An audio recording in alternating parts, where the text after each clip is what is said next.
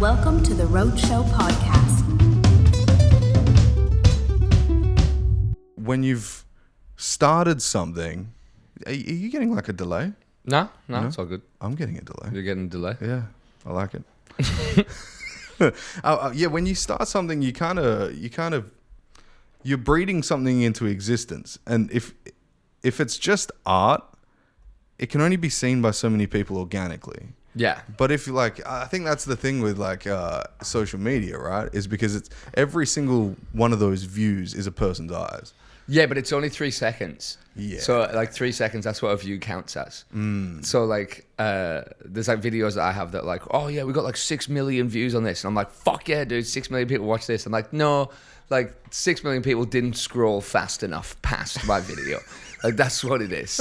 It's 6 million people kind of saw it for half a second, probably got distracted by something outside and went, oh, okay, fuck it, next one. And I'm like, yes, that's a view. Yeah. Yeah, it's very weird. But as well, comedy, man, no one gives a fuck about comedy. You know, it's not like music where people are like, man, let's go to this gig. I love this band. Let's go to this festival. People we'll go to a comedy night for laughter. They don't go for specific comics, unless you're doing well enough online that you can basically go, hey, I'm doing a tour now. Like the big boys. Yeah, like Luke Kidgel, for example. Yeah. Kidgel's selling 80,000 tickets or whatever it is. Wild, right? Mm-hmm. How the fuck does someone go from just putting little videos up to doing that? Yeah, man, Kidgel's progression is amazing. It's exactly kind of what everyone wants to happen. You know what I mean? Because I guess it's me, Frenchie, Neil Kahalaka, that Ruben Solo, Lewis Spears, Butterfield. We were all kind of YouTubey, Instagram, make videos, make skits, and most comics back in the day when we were all doing this were you're fucking losers, bro. And they used to hate the fact that we were making videos and putting them online. Why? I don't know. There's a weird kind of clickiness in comedy when it's about you got to do the clubs, you got to do all the gigs, and we were doing these as well. But yeah, some people just really don't like the aspect of just putting stuff online. Everyone just kind of thought it was a bit of a loser, nerdy thing to do. Yeah. And then the pandemic hit, and then every one of those comics was well, I better be putting stuff online now because I can't gig. It's we've been doing this for fucking years now, and you've been hating on it, and now you're doing it, and you suck because you have no idea how to do those. It's almost become the staple now. Yeah, you've got to. I mean, you've got it for everything, dude. You own a bar, you've got to have a TikTok. Here's my cocktails. You own a hairdresser's, you're all right, here's my fades. It's just basic kind of marketing now. That's weird though, right? Because if you I'm a music producer. Yeah. I didn't start music producing to make fucking TikToks. No, but people really, really hate them. Even just you, they're I didn't fucking get into this to do this, but it's a necessity. Yeah, you'd still have to put posters up. Back in the day, you'd still have to go get posters and put posters up in cafes and be hey, my band's playing this week.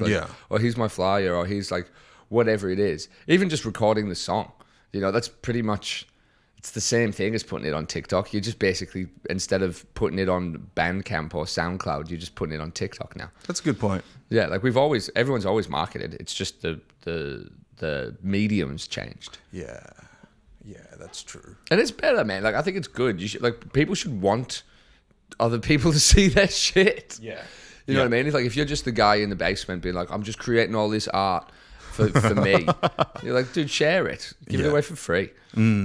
Yeah, I think maybe I do just have a bias to it because of the creativity that you can, I guess, put out there with whatever you choose to do. Take it as comedy. Maybe comedy's a different thing because you can find avenues of funny in whatever you do, but music. Yeah. If you make music and then you've got to learn to become a video editor just to put your music out there. Oh, dude, I design my own websites. I design my own posters. Damn. I do my own animations. I do the own voices. I do the marketing now that Brandon showed me how to do it.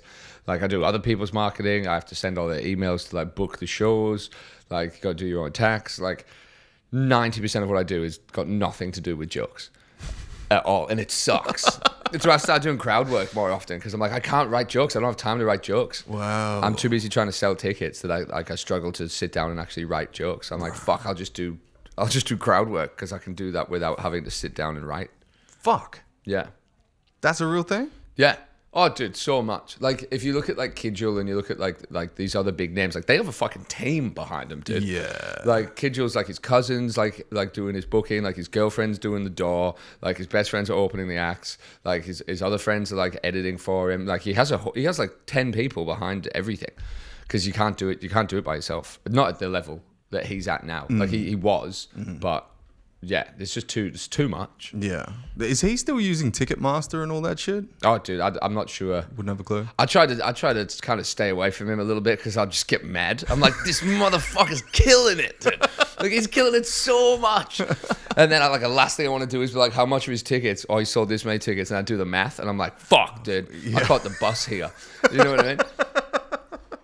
So Kidjul's made $2 million this quarter. And I'm like, fuck, Mum, can I borrow $5 for a coffee? Oh, no. Thanks to Mum. Yeah, cheers, Mum. Cheers for the iced coffee. No, but like it comes with the territory. How long's he been doing comedy? He's been doing it for a very long time. Like, at least 10 years. Yeah. Yeah, at least 10 years. Aren't you about the same decade in the game? Yeah, I'm probably longer now. Yeah? Yeah, like I did my first gig. Dude, I did my first gig at high school. For the talent show at high school. Yeah, dude. How'd it go? It went well. Whoa. Like I was happy with it. A lot of people weren't. I got escorted off the premises. Did you make dick jokes? No, I was making jokes about like footy players, and like I went to a very football kind of strong school, so a few people didn't like that. But I was 17 when I did the first one, and then I think I started going to the comedy clubs when I was like 19, 20. So I'm probably like 11, 12 years into this. Yeah. That's good. That's a good year. Yeah, and like the best thing about this compared to music is that there's no age limit. You know, like musicians, you're like, oh man, you better have a fucking classic album by 27 and then go into producing, or you've got nothing. Yeah. While comedy's like, you kind of have to go through a divorce, lose your house and kids before anyone even gives a shit about what you're fucking talking about. You know what I mean? No one wants to listen to some 22-year-old dude yell about the fucking prime minister. Yeah. Well, except for what's that fucking crazy good-looking dude that's on TikTok? Oh, Matt Rife. Matt Rife. But that's only because women want to fuck him, right? Yeah, but again, man, like he's been in the game for like 10 years. Yeah, you know what I mean? Like, young. Like he did all the stuff. You know, like the thing with all that is like you've got to do the clubs, you've got to get good enough just to be able to deal with certain shit. And like his crowd work, man, like people talk shit about whatever, but you know, they suck. But his crowd work's phenomenal. And you don't get that good unless you've done like thousands of gigs. Yeah. Yeah. That's a good point. It is exposure to the task, right? Whether or not you like it, whether or not you hate it, it's the exposure is what you got to do. Yeah. And I like comedy is one of those things that terrifies me. People say that, man. People are always like, man, it's fucking, you're so brave getting up there. Like, oh, it's just like the scariest job in the world. You're like, it's the easiest thing. It's just talking to people. Yeah. You know, like people are like, oh, I work underground in the mines. Yeah, like digging holes with my fucking bare hands looking for iron ore. That's hard. Yeah. I'm just like, hey, look, guys, my dick's small. And like everyone giggles. It's easy.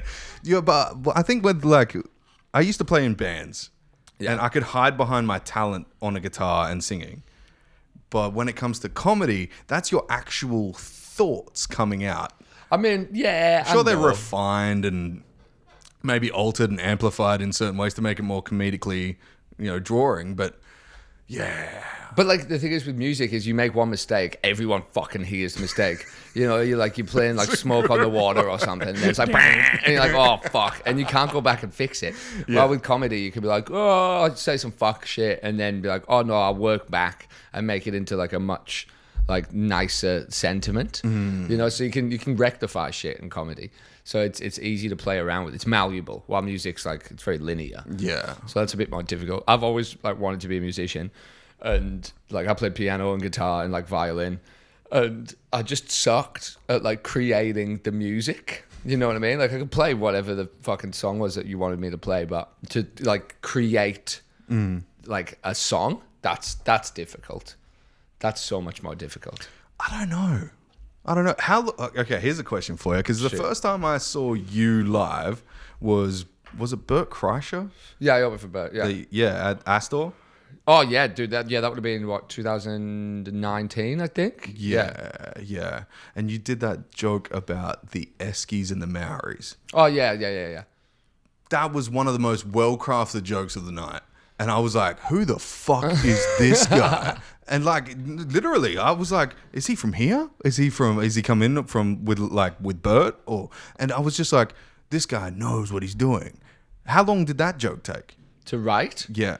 Oh, dude, like this is the thing. Like you write one joke, and then like it's never done. Like the joke's never done. Yeah. Like I had the same set. Like I had this joke about like smoking weed, and it's like some people don't like it when you're smoking weed. Like I was at the party, some guy didn't like that I was smoking, and he came over and started yelling at me, and he's like, I had a cone once. Like, do you know what marijuana does to my body? And like. The joke itself, like it repeats itself, and so it's like the same kind of punchline, but like just changing one word. And I had that joke for like 2 years, and then one night I just kept going by accident, and I was like, oh fuck, I've extended this joke, and then I added like another bit onto it, which was the same kind of premise, like take the sentiment and take the sentence and just repeat it but change one word. And that was like 3 years later, after I'd wrote the joke initially. And so they just kind of continuously develop and continuously kind of grow. Right. And like that Maury joke where it's, talking about like how Maoris have like high-pitched voices. And it's like they're really scary. And then they start talking. And you're like, oh yeah, oh bro, don't be scared, bro. And like that joke has evolved to now be like the whole voice itself kind of like when you talk to Maoris, it sounds like they're in trouble with their mum. Yeah. You talk to Maoris, sounds like they're in trouble with their mum. They're just like, oh, bro, just things might have got out of hand, eh? Just me and the fellas wanted to have a couple of beers and things might have escalated. And it's just like the same premise and the same idea from like a previous joke. You can look at it from a different angle and just attack it in different ways, and you find more like ways to express what the funny thing is. And so, yeah, it's never done. It's like a Kanye album. You know what I mean? Yeah. There's just revisions on it every couple of weeks. Yeah. But it's different because you could go to one stage and do that live, and until it's in a special or until you have some, because people do specials and they're not really that special, right? Yeah, that's true. So like they never get seen, so they could keep doing those jokes. Yeah, but like this is another thing with the TikTok thing that a lot of comics don't like. They're like, oh man, once you've put the joke online, like, it's burnt, you can't do it again. I'm like, fuck off. Like, the amount of times I've watched, like, Eddie Murphy's Delirious, like, from start to finish. I've watched it hundreds of times. Laugh every time. I've watched so many specials over and over again. Like, I love hearing my favorite jokes. And, like, Bert, for example, with the machine story. Like, you want to hear that joke. Like, when I was, because I went on tour with him, like, I've been on tour with him a few times. And at the end of his show, like, we did some shows in like, Vegas and LA and stuff. And he had this whole like hour and a half special, which was like the Birdie Boy special, yeah. And he'd do the whole 90-minute show, and then he'd be like, guys, thank you very much. And then the whole crowd would be like, do the machine story. And then he has to do that, and it's like a 20-minute fucking story. Whoa. And like people just want to hear it. And I think more so with like stories. I think stories work really well as like bits because you never remember the whole thing, and you just kind of changes and molds. Yeah. And I'm a fan of like allowing the story to kind of go in different ways or go in different orders as long as it sounds organic. And so like, a lot of people who watch me are like, oh man, like I've heard you tell that joke before, but it was kind of different. And it's like, well, it's different every time because of the way that I say it and like how I get into it and where it comes from. And, doing crowd work to get into the bit as well. So, like, when you're doing, like, little fucking, oh, how you doing? This is your girlfriend. Oh, how long you guys been dating for? And then moving that into, like, the story about me and my girlfriend.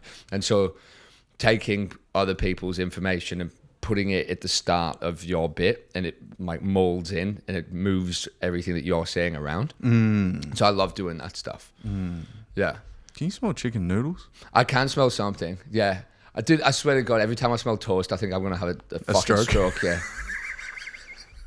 Like, literally over the last, like, couple of months, man. I think that's why I asked you. Yeah. I was like, am I having a fucking stroke right now? Every time I smell toast, dude, I have to look around and I'm like, is anyone else sniffing? Like, or I'm going to die. How did they test that?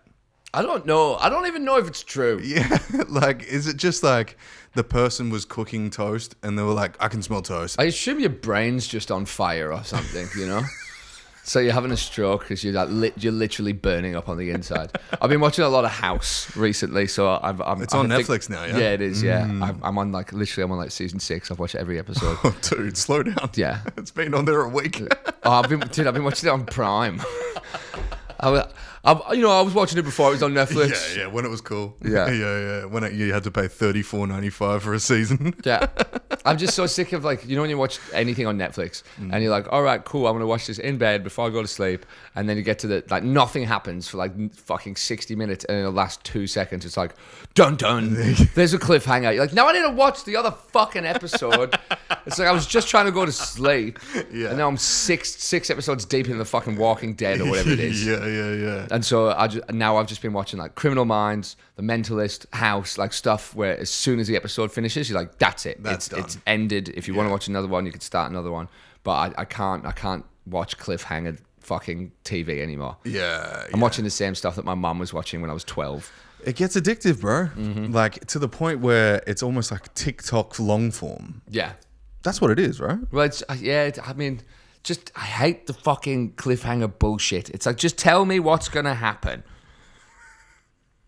When you think about it as well, it's wild that like we used to watch TV and it would just end, and then for like 6 months you're like, what happened to Jessica? Yeah. You have no idea what's going down, and you don't get to watch it ever again. Well, that's what Home and Away used to do, right? Is at the end of the season they would put like Alf is about to like rape someone or some shit. Dude, I don't know what Home and Away you've been watching, but that sounds like pretty hectic. That sounds like Away. That just sounds like going away. Yeah, that's 5 to 10. That's don't pass go. Yeah. Oh shit. Yeah, no, I think it's fucked up. What were we talking about just before that? I don't know. Comedy, but stories. Yeah. So when you first started, were you writing out? Because look, yeah, you were writing out stories a and jokes and that. Yeah, like I had this thing because I used to write in just like shitty, like those yellow notebooks that you'd like take to school and stuff. Whoa. I used to write in them and I'd always fucking lose them.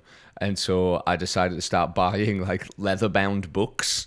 They're like $100 a fucking notebook, like these leather bound fucking books.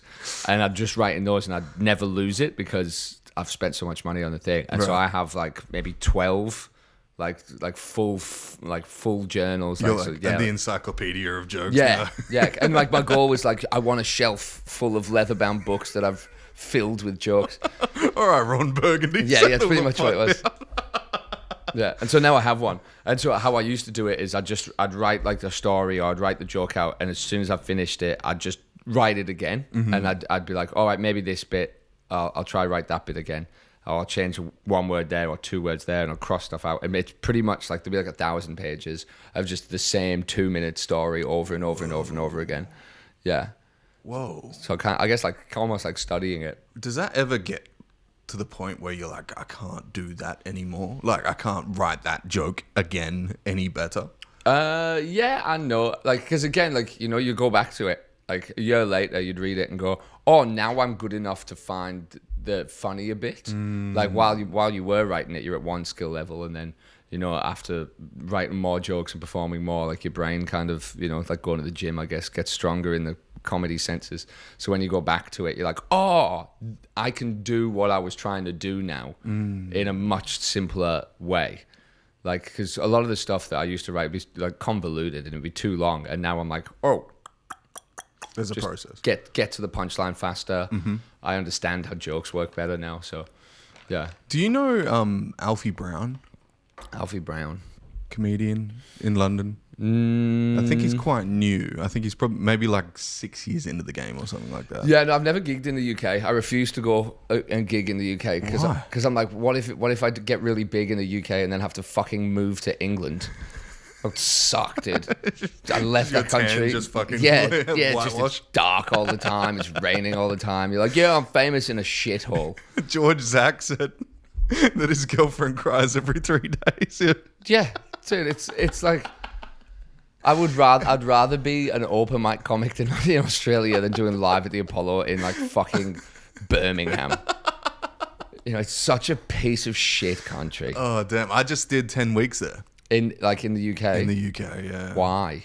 Because my partner's from there. Oh, okay. So we had to go over there for a funeral, and that sucks. Well, no, it wasn't a funeral up until 4 days before, and then we're like, oh fuck, yeah. So we had to do that, and then we did Paris, the Netherlands, Berlin. Don't go to Berlin, by the way. I would love to go to Berlin. It's beautiful for the rave scene, yeah, but everything else is just the death of Jews. Everything, like even like a schnitzel, you're like, that was put in an oven. That's so funny. Like everything is. There's just a sentiment of sadness. I love how you're like, yeah, I went to the UK for 10 weeks and we went to Paris and Berlin. Like, that's the best thing about the UK. Is that it is literally... You can fucking leave. You can leave, yeah, fair like enough. There's no good aspect of it. Everyone's like, you know why London's so great? Because it's so close to different places. The Lake District. The Lake District. Yeah, see, where I grew up, we didn't have these things. Like, where are you from? I grew up in like Middlesbrough, which is like northeast England, and... it's awful. Like, we had a river, but it was like brown and it smelt. Like, it smelled so bad that when the wind changed, it would just blow this shitty, like, smell over my whole town. Oh, no. Yeah. It's like rotting bodies in there. Yeah, pretty much, dude. It's just like there's just, you're like, oh, there's dog shit around here somewhere. Yeah. Like, that's what it just smelled like. It just smelled like there was dog shit everywhere in my town. Whoa. It was like a steel mill town. And then the steel mill closed down. It became like a power plant town. And then the power plant closed down. And now people just stab each other.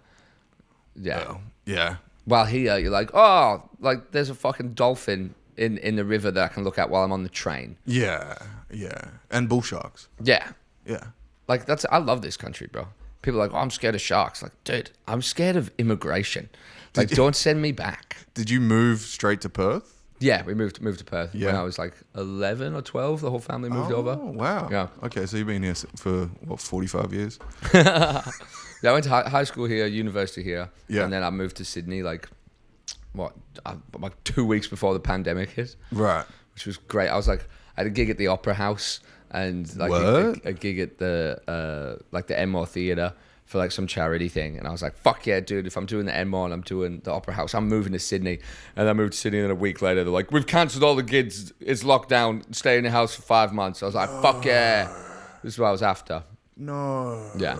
That's fucked. But it was, to be honest, it was really good because that's when I started putting stuff online. Right. Yeah. And Okay. so like while I was in lockdown, I had so much footage and I started editing it and then put it online, and then that's when my following started, like all through that. That was the beautiful thing about that whole time period. I think it should be mandatory. Like every 2 years, they should be like, "Hey, for a month, everyone just like lock down." Yeah, yeah. I thought it was great. It's almost like if they were to do that, that would be like a show us what you learned in the last couple of years. Oh yeah, like you have to do a presentation at the end. Yeah, you know what I'm saying. But like even just on a personal level, like if you waste your time and you do fuck all in the normal life, and then you complain that you don't have the opportunity to do things when you're in lockdown. Yeah. What are you doing? Oh, dude, lockdown was sick. I lived with like 4 other comedians for like 5 months, Sick. and we were just like drinking, smoking weed like the whole time. Yeah. Yeah, it's like can't go to Coles because it's lockdown, bro. Yeah, but your fucking dealer can drop off an ounce, no problem. No problem. Just no. dressed up as a fucking pizza delivery dude from Domino's. Says, here's your buds, bro. Yeah. So the hot box thing, the bag. It's great. Yeah, sick. No, that's where I started the podcast in lockdown. I was doing it out of my apartment here in Perth, just on the other side, and yeah, everyone thought that we were face to face, right across from each other, but I was literally like 20 meters away from the person. Oh, really? Yeah, it's just because you can facilitate like a face to face really far away when you've got headphones and like audio right there, you know? Like I might be squinting at you like... Yeah, he's like through binoculars. Yeah. Like, yeah, dude. The reaction you have is pretty wild there. Yeah, that was actually a point of it, because I'm like, if I got too stoned and I was like squinting a little bit, I'd be like, are they laughing? Yeah, I can't smoke weed on podcasts anymore. No. I'm just sitting there and be like, yeah, dude. Like, I'm like, nah, I can't do it anymore. Yeah, I can't do it. Well, ever since Amsterdam, I won't smoke weed. No? Like you got too high? they gave me this shit, dude, and it was like the strongest stuff ever. Like we were like scurrying along the little what do they call those canals? The canals, yeah. And they've got these bars, and we were like holding on to them. Like, what the fuck? It's just a wild time. I can't smoke like I used to smoke. I used to be a massive pothead, and now like I smoke like half a joint, and I'm like, I have a brain tumor. I can't feel my legs. Like, it's fucked. And like 20 minutes later, I'm like, oh no, you're just stoned, dude. Yeah, you just get super paranoid, right? Yeah, I can't smoke like I used to smoke, which is probably a good thing. Now I'm smoking vapes. Ugh. Dude, I had to take up smoking cigarettes to stop smoking vapes. Yeah. It's like it's the worst thing. Like, I'm so, like, because I'm not drinking at the moment, I'm not smoking weed. Like, my only vice is like hitting a vape, and I'm like, dude, just put it in me already. You know what I mean? Two at once, just. Yeah, it's so bad. Do you freak out when you lose it? No, but I fucking have like 3 of them in my bag. You gotta I'll lose one. I'm like, I've got to back up. Yeah, no, I'm a fat fuck. Like, it doesn't look like it, but I am. You're solid. If I sit down and my vape was caught under my roll, I'd have to stand up because I would fucking panic. I wouldn't know where it was. Yeah, dude. People get real mad when they can't find their vape. Like, where the fuck's my vape? You're like, dude, no one's stealing your vape. We all have 3 in our bags. Yeah. Well, I never did because, like, inflation. Yeah, they're expensive here. They're like $25 in Sydney. They're banning them in WA. They're banning them every fucking week, dude. No, they're literally banning them. If they banned them, the main drag of every city would have just absolute bedlam happen. You know what I mean? All of the shops would shut down. Yeah. Like I don't. It's pretty similar to here. Like, you just go through any fucking city street and you count them. You're like, there's 12 vape shops, and like they're not even shops anymore. You know what I mean? It's just like 4 windows painted black, and some dudes wrote vapes with chalk on the side, and then there's like some Russian guy in there just going, "You want vape? You want vape?" The economy would collapse. I don't know if they're paying tax on that cash. They're not paying tax on them, dude. Nah. I don't know if you've ever been in like a shop when someone's dropped the vapes off. That shit's the funniest thing ever. Like, it's just dude with one of those little like trolleys and just 12 boxes of the brightest colored fucking cardboard you've ever seen. And you're like, do you sell anything else? Like, your Powerades expired. Like, all your Coca-Cola's flat, and it's just all there is outside in the bin is just vapes just pouring out of the side of it. You're like, you're not selling burger rings anymore. No, you're just selling cotton candy fucking smoked up stuff, bro. That's all it is. There is literally a shop in Eden Hill, Bassendean area. Yeah. And they literally have like gone off solo cans, like the squishy cans. Like these are supposed to be carbonate. All they sell is vapes. Yeah.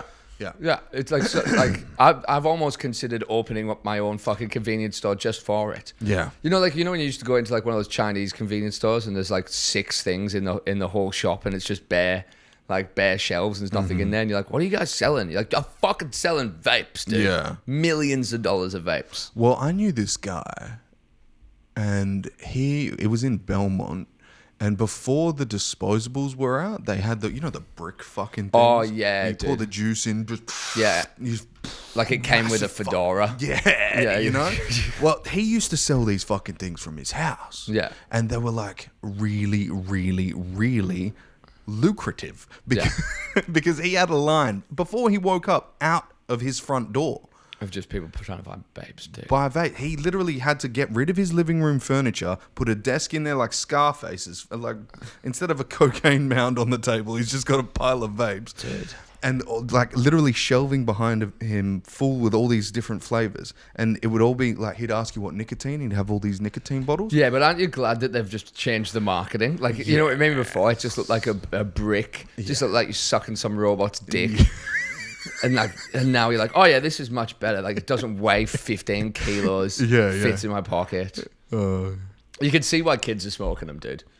Like, well, that's the 100%. issue, right? Is because, like, you don't know what's in those fucking things. Yeah, but I don't know what's in anything, dude. I don't even know how this fucking microphone works. It's my job. I mean, that's a good point. Like, everyone's like, man, you don't know what's in it, man. The vaccine, you don't know what's in it. The vapes, you don't know what's in it. It's like, dude, you're doing cocaine off a toilet seat on a Friday night. You think you know what's in that shit? No. I don't know what's in McDonald's. I'm still getting chicken nuggets every day, dude. I don't know what's in anything. Yeah. You know, everything's fucked. The world's ending. China's coming. Russia's here. Let's go. Let's just burn everything down. Give me the vape. Shoot up my chickens full of those goddamn antibiotics. Put the mercury in the water. Let's just burn this shit down. Fuck but I yeah. want a tasty little smoking treat while it's gone. Enjoy it. Enjoy it while it lasts. Yeah. In London, I was trying to buy a CBD vape. Yeah. And the guy wanted £160 for it, disposable. Wow. That's a lot. That was in the heart of London. Yeah. Obviously, they heard the Australian accent, and then they were like, you know what, we're going to get some drugs. fucking Drugs are money. expensive in Australia. They'll pay for this. Yeah. So where did you first realize that your career was like taking off? Because you're probably, if not the most prominent name for comedy in Perth now, I would assume, right? You got like Andrew Wolf. Wolfie's fucking hilarious. Oh, he's a funny motherfucker. But I think you're like our Frenchie. You know, without the mullet. Oh, you got a little mullet. Like, is that an insult or is that a compliment? I mean, like, I don't know. It's nice. I feel comfortable, like, with where I'm at. Like, 18-year-old may be fucking stalked, but like now I'm at the level where I'm like, I want to be way bigger than what I'm at. You know, like, I'm happy with my skill set. I think I'm funny enough to do certain things, but I want to be doing theaters. Like, you can only do so many like clubs. Like, I've done every single comedy club in like the whole country multiple times, and you're kind of like, well, what's the next step? You know.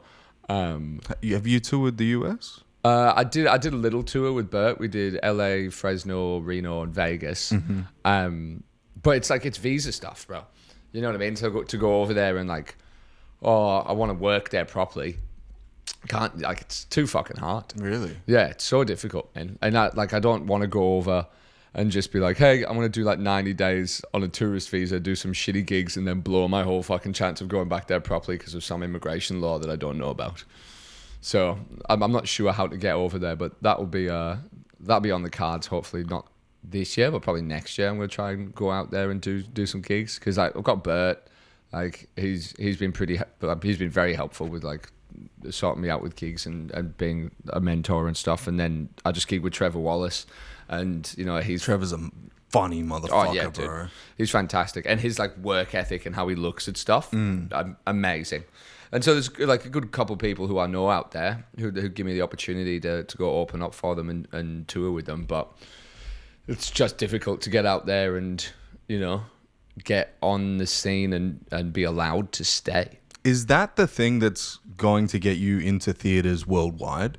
You know, like, what's the next step? If it is your transition from comedy clubs into theaters, what's the next step for you? Oh, I've just got to get more followers online, dude. Is that it? That, to me, that's pretty much the only way. Like, I'm not going to get picked up by like a management company. You know what I mean? And like, let's be honest, most management companies anyway, they just take 20%. And they don't really do much unless you're the top dog. And so you got to kind of do what Kidgel did and just like churn out so much fucking content that you're everywhere. And then people go, fuck, I want to see this. You know, because like, theaters, 1,000 people? Like, I have 500,000 followers on TikTok, which means that like I only need 1% of my audience to come and watch me do a show, and I'll sell out a theater pretty much in every capital city in Australia. Correct, yeah. You know? Yeah. It's like, there's not, like, a theater's not that many people when you actually think about it. 1,000 people. Up to 3,000, right? Yeah. But like, it seems like a lot of people when you're thinking about it, but when you put in the scale of the population of the country, like 1,000, 2,000 people, you can get that. You just need to get it out there and then market when it is. Yeah, I went to see Tim Dillon at the Crown. Yeah. And I think that was a 3,000 seater. Yeah. And was it sold out?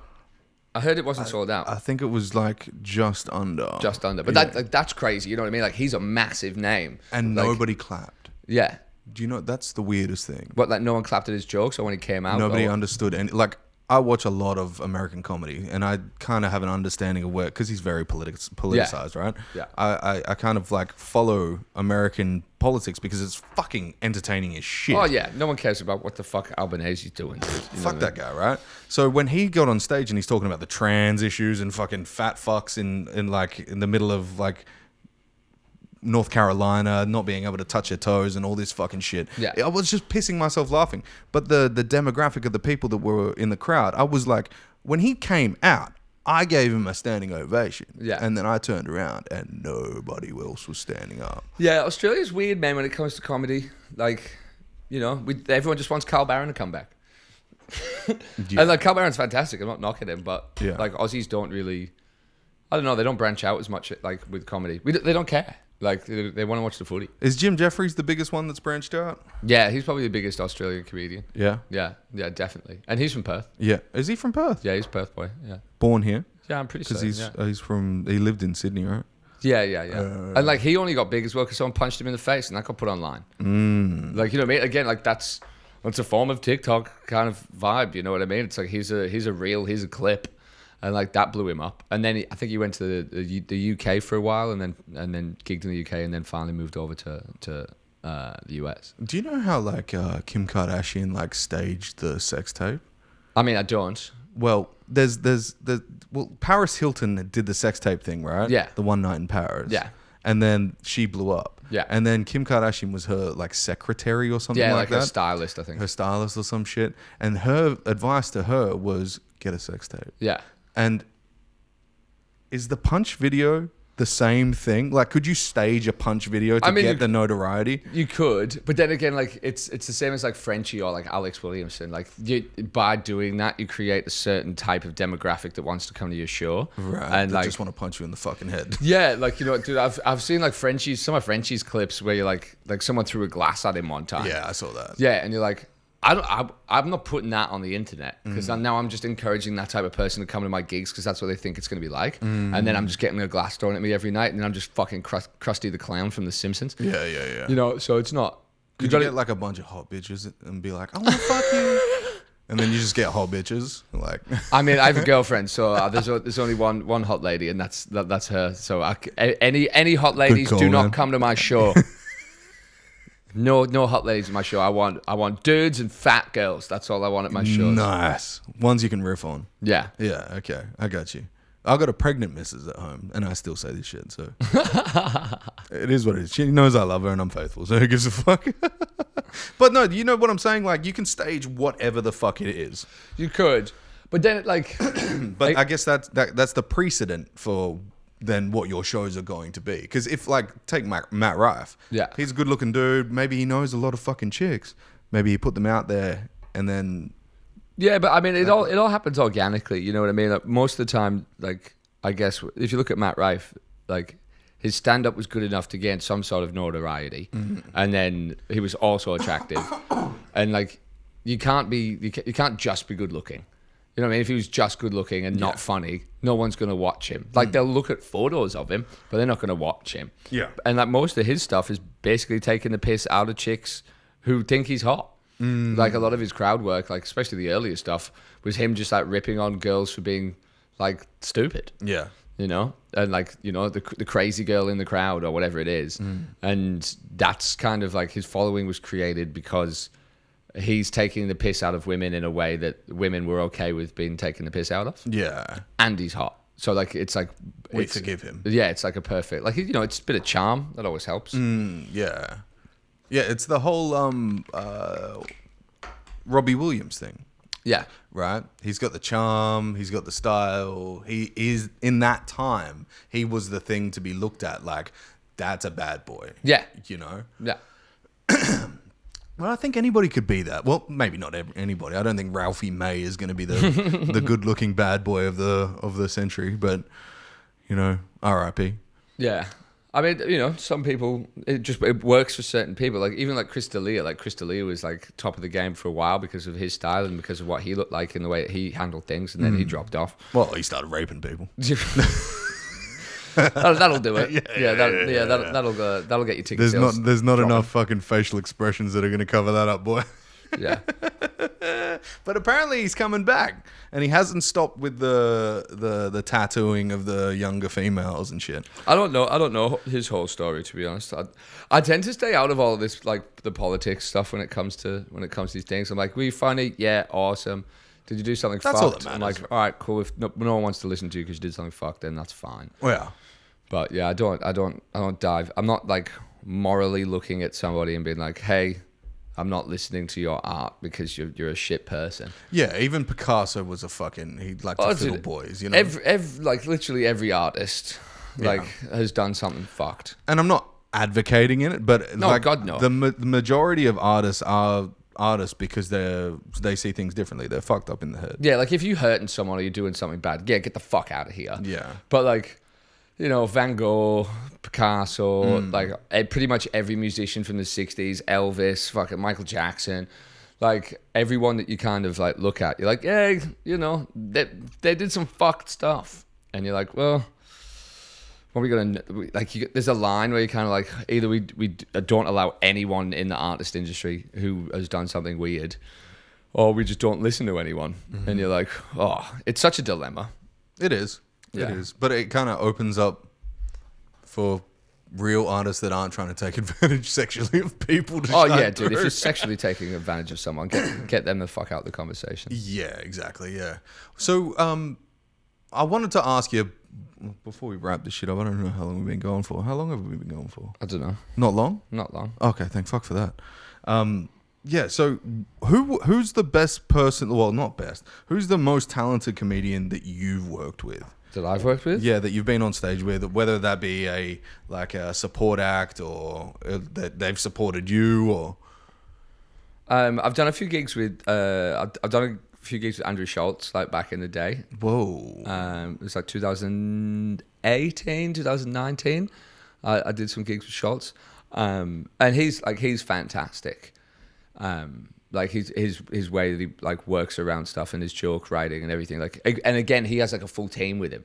You know, like Alex Media, who does like all of his videos and stuff. Like, and that fucking helps. So he's probably one of the most talented. But in terms of like people that are in the scene here, there's a guy called Amos Gill, who he opens up for Jim Jeffries in the States, and he lives in the States now. But he started off here. He's fucking phenomenal, man. Like, absolutely phenomenal. I'm doing his shows at the Fringe. I'm producing a few of his shows, and I watched it last night. I was like, man, this fucking rips. Yeah, he's one of the people that I look at and I'm like, damn, I need to get funnier. is he in Perth at the moment? Yeah, he's in Perth at the moment. Oh, Yeah, damn. 100%. He's doing pretty much every night for the rest of the Fringe at the stables upstairs. I think he's on at 7:30. George played that show too, right? Yeah, so George I'm producing, Amos I'm producing, and they're all in the venue that I've set up for Fringe. Oh wow. Yeah. I got to come see that show. Yeah, dude, come through. Yeah, I'll fuck just throw you yeah. some tickets. Oh, thanks. Yeah. There's something about people that leave Australia and then come back. Yeah, you've got, like, you can't be a hero in your hometown. You've got to go. Like, that's like why I that left it. saying. That's why I left to Sydney. I was like, I'd done the theatre here. We'd done like 1,000 people. I was like, I can't go any bigger in Perth. And if I just stay in Perth, then I'm just like Perth comedian. So I was like, I'll go over to Sydney. And then went to Sydney. And when I came back, sold more tickets than what I would have if I didn't. And, you know, you kind of got to give people a reason to be like, oh yeah, he's one of ours. Yeah. He's Perth boy. But if you're just there the whole time, you're like, he's just our boy. Yeah. You know? Yeah. You kind of you put your stand in. But do you rep England at all? No. No? No. You're Perth. Yeah, WA, dude. Frio all the way. Is that where you first stopped off when you were here? That's where I kind of like grew up in, like in Frio. So like formative years, from like 18 onwards, I was always down at South Beach with the hippies, slacklining and fucking fire twirling and shit. Shit. Yeah. Newport, just Yeah, dude. Back in the day, $10 jugs at the Newey, dude. Oh, I think that Freo is probably one of those places that it's like it's Perth renowned. You know, like how like in Sydney you have like Surrey, King's Cross, all those kind of places. We have Northbridge, but you don't come to Perth for Northbridge. No, you come to no. Perth for either Fremantle Yeah. or Scarborough. Oh, dude, Frio's sick, dude.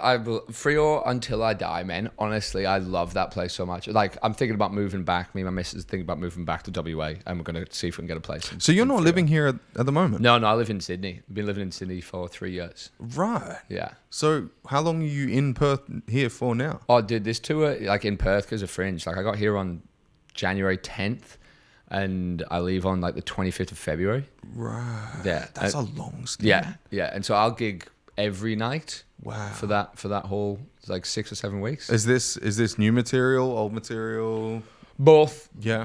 Yeah. Like depending on whose show I'm doing, or if it's my show, I'll just do whatever I think's best. Like if it's my show, I know that people have seen me before, so I'll do like newer stuff.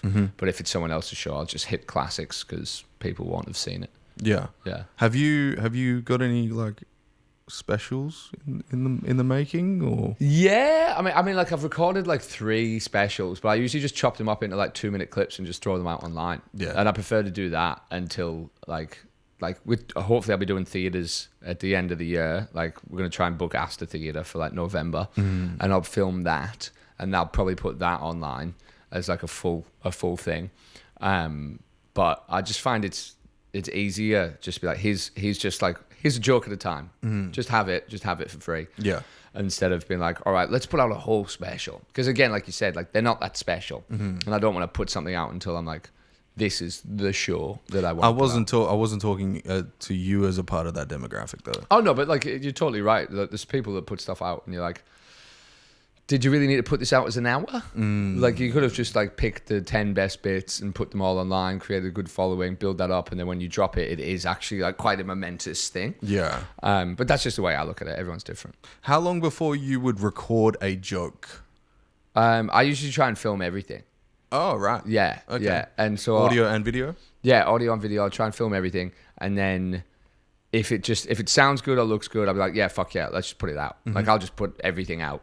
Like as soon as I've done it once and it worked. Oh, sick. And then again, you just go back over it and you keep doing it in the clubs and let it build and let it build and let it build, and then you'd be like, oh, I'll put it out again as like a revised version. It's a little bit longer, or it's got better punchlines, or there's more tags, and just put it out like that. Who do you listen to?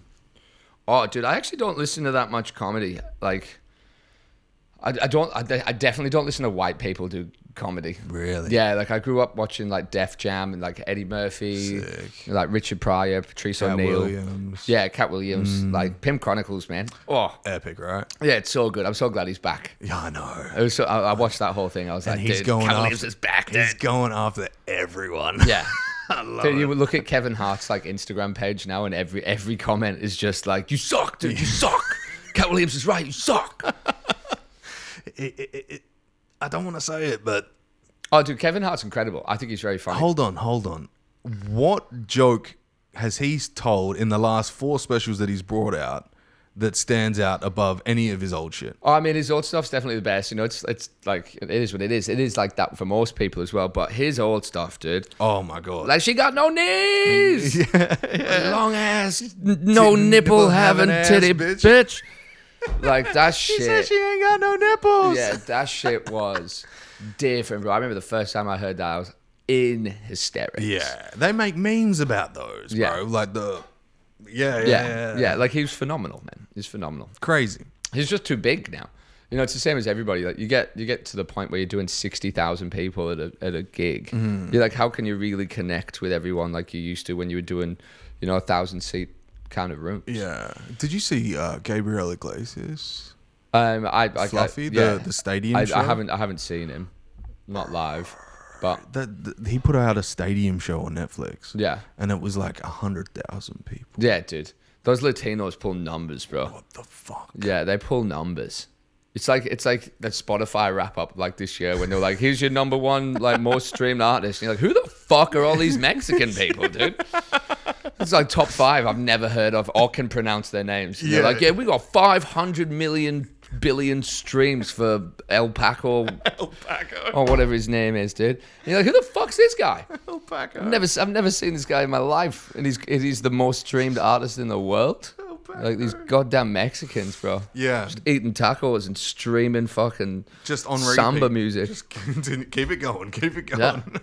Yeah, no, I think it's interesting because you think of like Western culture and Western music as like the main carrier of entertainment value. But Yeah. if you look at like India, they have 1 billion people. Oh, bro. yeah, dude. It only takes like 80% of their population to be an iPhone owner. Yeah. And then like, they're like just taking over. Yeah, that should be the vibe, bro. I shouldn't go to America to get famous. I just go to India and just do fucking heaps of jokes there. Yeah. Well, at that Top Secret Comedy Club, there was an Indian comic that came over from India, and I had no idea who the fuck he is. And people lost their minds. No, he was just the most tight comedian. Yeah. That like dead-faced everything, like absolutely hilarious. And You're I was like, it was Russell Peters. didn't look anything like him. He looked like a guy that just got out of the slums. Like, I'm telling you, like, and I looked at him on Instagram, 250,000 followers. Oh, yeah, dude. Like, what the fuck? Yeah, it's crazy now as well. Like, remember, like, you know, when everyone was first getting on Instagram, and you're like, dude, you got 100,000 followers? Like, that's crazy. You got 100,000 followers? Now you're like, you need at least 1 million. Like, you need 1 million people to follow you for any sort of notoriety. Like, now you can just buy a blue tick. You know what I mean? I'll just buy a blue tick, dude. I got 2,500 followers. You're like, dude, my dog has more followers than you. Why do you have a blue tick? Like Joe Rogan's dog? Yeah, probably, dude. 750,000 followers. Yeah, isn't that fucking depressing as well? I've worked 11 years in my career to get this, and there's like some dude's cat has more followers than me. All his comments are like meow meow. Slaving over jokes. I've got 12 leather-bound books on my wall, like working my ass off, and then some dude's like, "Hey, check out a picture of my hamster," and everyone's like, "Dude, I fucking love this hamster." Dude, I know. I'm like 30K deep into this podcast, and I've got like 1,700 followers on Instagram. Yeah, I'm not bagging him out. I love every one of those followers. He hates you. He hates all of you. You all. But no, I do see what it's like, but it's an investment, right? Like, I wouldn't do the podcast unless I wanted to do it. You wouldn't do comedy unless you wanted to do it. Oh, yeah, dude. And the dogs probably want to be a dog. Yeah, fuck that dog, though, dude. Fuck that dog, yeah. I can't stand it. Shout out Marshall May Rogan. Yeah. Go follow him. At Marshall. Yeah. Big dog. Big dog thing. Now, what the fuck is this hip-hop shit you're doing? Oh, no, I was just messing around with my mate. Like, I was talking to T before on the other podcast. It was like, there's this dude I follow on Instagram. It's called Brian Jordan. I think his name is Brian Jordan. Sounds like a white guy name. Yeah, it's a very white guy. And he just makes these songs, and the songs are like, I put the pickle in the fridge. I put the pickle in the fridge. When my wife is at work, I touch the pickle in the fridge. And I just love these fucking songs, dude. And they're so stupid. And the production value is incredible. Whoa. And my mate Josh, whose house I was at last night, who like makes beats and stuff. And I was like, Josh, play some beats. We're going to make some pickle in the fridge tunes. And so we were just drunk and just fucking making rap songs for It's no the way to reason. do it. It's the way to do it. It's a giggle. I mean, it'll never come out. No? No. I mean, maybe they will. I don't know. Maybe. Do you think that like other creative endeavors help your comedy? I think just having fun helps it all. You know, just getting yourself in a good mood, like, is probably the most vital kind of thing for comedy. Like, you don't want to be like sad. You don't want to be sad and then getting on there and being like, I hate myself. Like, everyone else who come and enjoy yourself. It's like that Neil Hamburger dude. Hamburger. It just sad it out. But yeah, if you're in a good mood, I think it's easier to make people happy. Yeah. Of course, right? Yeah. That's the catalyst for it. If you're in a good mood, it spreads. Yeah, it's infectious. Yeah. That's why like I find comedy is hypnotic. Yeah. Yeah, because you're like hypnotizing a bunch of people, but also you want them to feel better or feel happier or feel like they've laughed in the last hour. Oh yeah, it's an amazing fucking thing to do, to like say something and then have a full room of people just like start laughing. You're like, this is amazing. We get to do this. It's like, look, it's magic. It's actually like magic. It's a beautiful profession. Beautiful art form. Unlike when I get my cock out in a room, it's just sadness and tears. Just in the wrong time, bro. In the 80s, that'd be a standing ovation. You shouldn't do it in the kids' room at the Get hospital. your dick out, dude!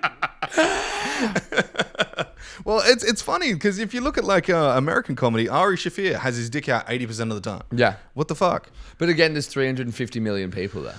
Yeah. You know what I mean? Like, you only need, 0.1% of the population to like getting the dick out stuff. And you're like, hey, well, 3 million people fucking enjoy my stuff. Yeah. So many people. Would you live in America? Yeah. I mean, like, I don't want to leave here. I like love Australia so much. I don't want to live anywhere else. But like, I have to go somewhere. You know, I'm not going to fucking England. So. You're really against this shit. Yeah, I am. I really am. Yeah. I would live there. I would live in America. I'm not fond of guns. I mean, I'm fond of shooting them. I'm not getting like shot by. Yeah, but I don't think they're around that much. I think they are. I think that like when we like, oh man, fucking guns are everywhere in America. It's like it's the same as when I'm like, oh man, there's lions everywhere in Africa. Like there's sharks everywhere in Australia. It's like we still go swimming. You know what I mean? It's Well, like, you do. Yeah, it's like it's You're from England. Stereotype. You know what I mean? You like just assume there's guns everywhere because that's the only thing you see, but there's not. Yeah, but here's the difference, right? Sharks are in the water. Yeah. Yeah, and that's still considered Australia. Yeah. Guns aren't in the water. No, they're not. They're everywhere. Yeah. I mean, there's probably some places where there are guns in the water. Yeah, yeah, no shit. Yeah. Bill Burr joke. They're everywhere, bro. I think if you were to move to America, the best place they're saying at the moment to move to is like right in the center. Yeah. Yeah, like Idaho or whatever. Yeah. Yes, because you're not getting the pressures of a big city. But it's also like if you get a city that has like 2-3 million people in it, still pretty good. Yeah. That's like a small town. That's like a Perth, Australia. We've got 2.145. Oh, dude, like, even living in Sydney, I'm like, there's too many people here. Really? Yeah, like just walking on the streets and you're like, oh man, there's fucking people everywhere. While you're walking through, there's like 3 people on the entire beach. Yeah. You know, I much prefer it like quieter spaces. Yeah. Yeah, very much so. Downtime. I just don't like walking through crowds of people all the time. Like, I like it. yeah, I mean, I can totally see, but I'm just like, man, it's just, I've got to move everywhere. Yeah. Yeah. I don't know. I think like I think for me, I've never lived in London, or I've never lived in England, which Those is places would be way too busy, man. London. it's crazy. It is crazy now. Like I walked around in London a couple of days on the 8th and 9th, and it was just carnage, bro. Like no wonder there's stabbings every hour. Yeah, dude, like the tube and stuff like that. Nah, Bro. dude. I like it like in Perth, where it's like you get on the train. If there's another person in your whole carriage, you're like, I'm going to the next carriage, please. You literally do that, right? Yeah. You're like, no thanks. Yeah. Yeah, but usually there's someone like just fucking convulsing on the floor. I love a little bit of a Australian public transport, bro. Have you heard? wild. Have you heard Don Darko's new song? No, The Armadale Trainer. no, I haven't. I'll show you after. Yeah, dude, I'm Yeah, sorry. it's fucking hilarious. Suck me off the next station. That's fucking. It is, and it's on New Music Fridays, which is fucking wild. Wow. Yeah. Yeah. There's. I think in Perth we're probably secluded from a lot of the big city bullshit, which makes us realize how nice it is. But then you kind of like when you go to a big city, like take you in Sydney, it kind of makes you appreciate what we have. Yeah. It's much better out here. I'm glad when people are like, man, Perth sucks. I'm like, yeah, dude, good. You stay over on the fucking East Coast and let us enjoy it out here. Yeah. I sometimes reflect, and if I ever go down to Scarborough Beach, I look at Scarborough Beach now and I see a really, really early like Venice, California. Yeah. Like really early. Yeah. Like 1980s early. I love this city, bro. Yeah. There's a lot of fat people though. Nah, man, Perth's got some of the most beautiful people in the world. What you yourself? No, dude, I reckon Perth, everyone. It's like one end of the spectrum. There's like no middle ground. Yeah. It's like everyone's like gorgeous, like Instagram model, or they're like, I came from Kalgoorlie. Yeah. You know what I mean? It's like veneers or no teeth. One of the two. Yeah, you've still got red dirt in your back teeth. Yeah. Understandable. Like, you know, I've already done one podcast this morning, and then I've got to go do admin, and then I have 2 gigs tonight. And like, that's just Thursday. Like Friday, Saturdays, I'm doing fucking like 7 or 8 gigs. Keep it up, bro. Yeah. It's fucking sick. I will be. It's fucking sick. And I hope this whole theater shit works out, man. I will do. We Yeah. just gotta keep working. Yeah, of course. All faith, no doubt. Have you got some information for the people about your show? Oh yeah, just keep an eye on all my socials. Just Rory Lowe Comedy on everything, except for TikTok. It's official Rory Lowe Comedy because some fucking little cunt stole my handle before I had the chance to get on there. Yeah, some other dude's called Rory Lowe Comedy. He took all my videos off YouTube and just uploaded them. What? Oh, Yeah. well, that's free marketing, I guess. Yeah, it's pretty good. Yeah. And all the tickets for my shows will be on my website, which is www.rorylowcomedy.com. When did you book? When did you buy that at that address? Oh, ages ago. Oh, okay. Yeah. Because I bought one for one of my companies, and immediately a TikTok was made. Like Oh, really? somebody had set up some code Yeah. from like GoDaddy or whatever the fuck it is, Oh, yeah. and they make TikTok accounts immediately. Oh, so you have to buy them off them. Yeah. Yeah, that sucks. Fucking dogs. Dogs. Dogs. Rory Lowe, this has been very fun. Thank you for having me on, man. Ladies and gentlemen, this has been the Roadshow Podcast. Take me home, I wanna know if you're